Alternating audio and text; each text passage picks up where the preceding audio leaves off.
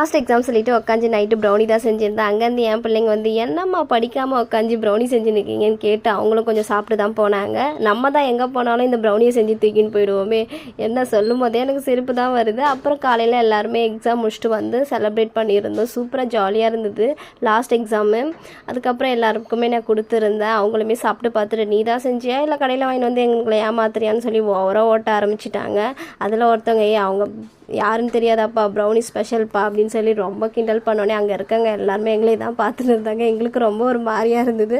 அப்புறம் அங்கேயே கேன்டீனில் எல்லாருக்குமே ஐஸ்கிரீம்லாம் வாங்கி சாப்பிட்டு ரொம்ப ஜாலியாக என்ஜாய் பண்ணிட்டு தான் வந்தேன்.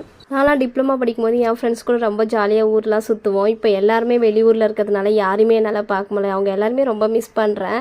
ஆனால் நீ வரேன்னு சொல்லியிருக்காங்க, அப்போ ஜாலியாக என்ஜாய் பண்ணலான்னு சொல்லியிருக்காங்க. பார்ப்போம். நீங்கள் யாரெல்லாம் உங்கள் ஃப்ரெண்ட்ஸ் எல்லாம் மிஸ் பண்ணுறீங்கன்னு சொல்லிட்டு மறக்காமல் கமெண்ட் பண்ணுங்கள். என்ன தான் இருந்தாலும் காலேஜ் லைஃப் சூப்பர்ப்பா, ரொம்ப ஜாலியாக தான் இருந்துட்டு வந்தேன். நெக்ஸ்ட் வீடியோவில் பார்க்கலாம்.